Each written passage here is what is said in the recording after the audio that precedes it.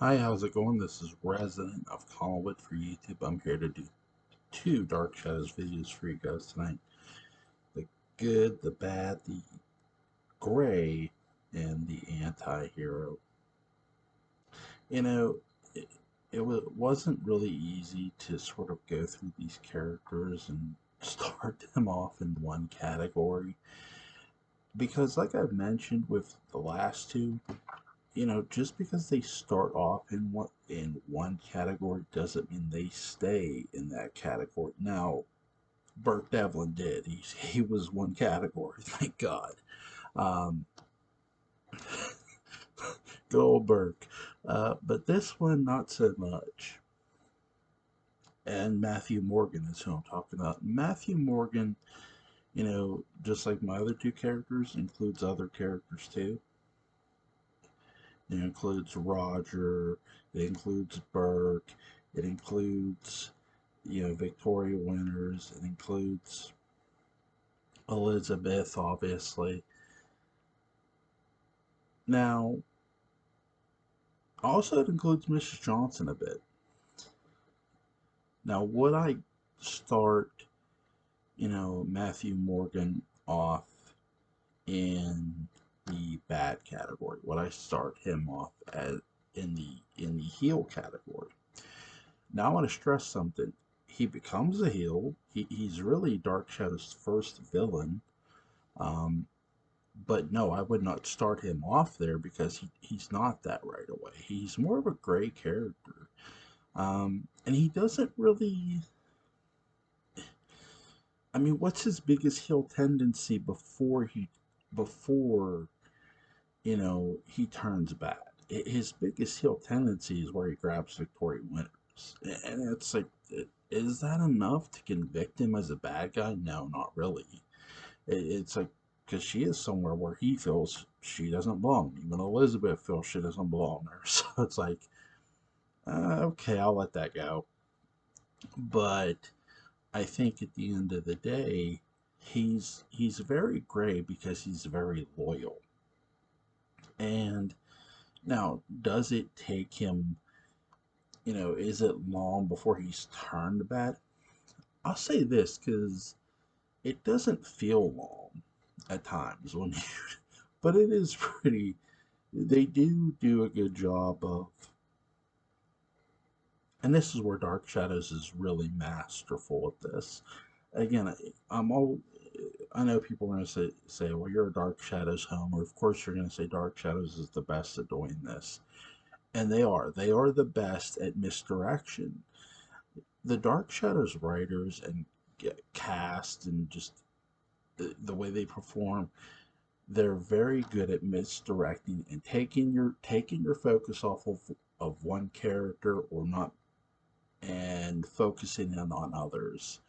So you're so focused on Roger potentially being the person who killed Bill Malloy, and Burke a bit. I didn't really suspect Burke all that much. As like, I can't see it being Burke because why would it be Burke? Burke was, Bill Malloy was trying to help Burke Devlin, so I didn't buy that. But they really pointed the finger at Roger harder than they did Burke.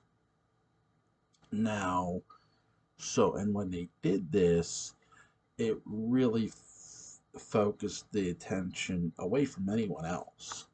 And when they really, to me, when they turn Bill Malloy heel, is when he tries to kill Victoria Winters by pushing the statue on her. And then you find out it's him. And once you find out it's him, it's like, oh, okay, he's the one who killed Bill Malloy, and then he's a bad guy. So he goes from gray to bad. Now, during his gray run, um, I love how when Mrs. Johnson comes to work up there and he's out there cutting the bushes and stuff, he's like sort of giving her the stink eye as she's like going past. Um, it, I swear this guy's paranoid he's gonna lose his job, which I love. I mean, He's very, very loyal. He's very dedicated to Elizabeth Collins Stoddard, and he doesn't want any trouble for her. Now, there is one other thing he does do, too, real quick. The other big thing he does is lie. He lies about not finding Bill Malloy's body. He lies. And, Elizabeth catches him in it and calls him on it, which I give her credit for. So there's two big things he does. And it's sort of like, you might say, well, why does no one go, aha, it's Bill Malloy right then and there? Simply because, again, the loyalty of Liz, too, the loyalty for Liz. Because here's somebody who doesn't want any kind of trouble for Liz. So when somebody doesn't want any kind of trouble, that sort of covers that range. And that includes finding a dead body. Lets me know never die around Matthew Morgan. Um, but obviously, you learn that Matthew Morgan is responsible for Bill Malloy's death, and then he is turned heel. I do think that what's the biggest telltale signs of his sort of guilt? They're sort of all there, And again, look, even I was fooled by the misdirect. A lot of people were. The way they misdirect you on the show, it's beautiful. It's not done to piss you off or make you mad. It's more done out of suspense, and it's beautiful, and you appreciate them for this. But the telltale signs are this.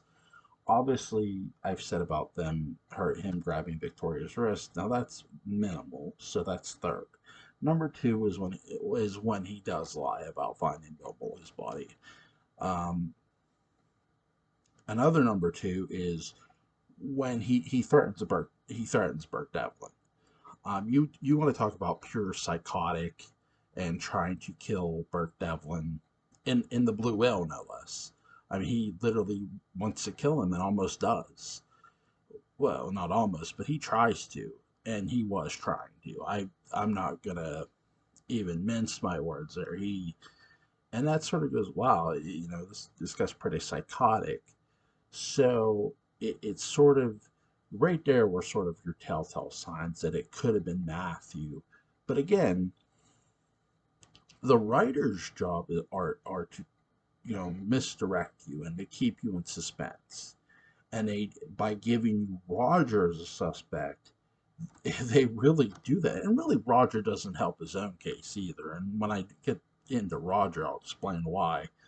But because I don't want to really explain it with Matthew. Um, because again, it's not Matthew who sort of doesn't help his own case. Roger doesn't help his own case.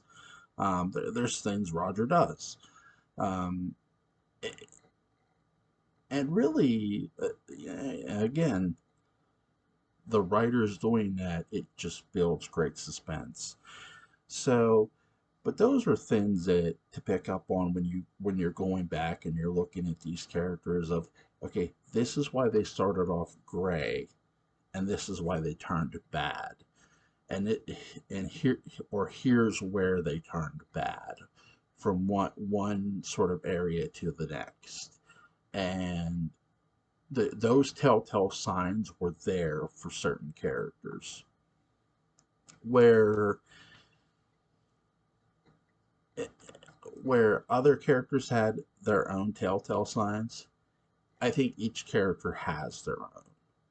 I didn't get into this with Julia, but I wanted to get into this with Matthew. And I don't know why I didn't mention this with Julia, so I apologize. Simply because, you know, Matthew is somebody who's really easy to to go through. And once his interactions with Victoria are very direct. I think that's the thing with Matthew too. Look, you meet a lot of characters who are direct on Dark Shadows, and Matthew Morgan's one of those too. He's not, he has a character that does have a lot of range to him. He's not just violent and psychotic. He's direct, and he does not mince his word. He does not mince his words or mix them up. He, you know, shoots straight pretty much until he lies to Elizabeth. And once he tries to kill Victoria Winters, he, you know, it's just like, holy shit, you know it's bad when they're at the cottage, and he won't let Vicky leave. And finally, Elizabeth storms in, and then he because he cannot bring himself to hurt Elizabeth, she sort of steps in front of him, and he leaves. He goes out of the cottage, and it's like, oh wow. So Matthew Morgan's turn from gray to bad is real simple. And again, it's not a character. Again, Dark Shadow's first villain isn't its strongest one, and usually that's the case with soap operas, or gothic soap operas even. Is Matthew Morgan the strongest heel Dark? No, no. Matthew Morgan is not the strongest heel Dark Shadows is going to have. Obviously, there's going to be much, much worse. Um, but he is somebody that doesn't start off a heel, and again, it's a common thing with Dark Shadows where you're gonna. And here's something I want to touch on too.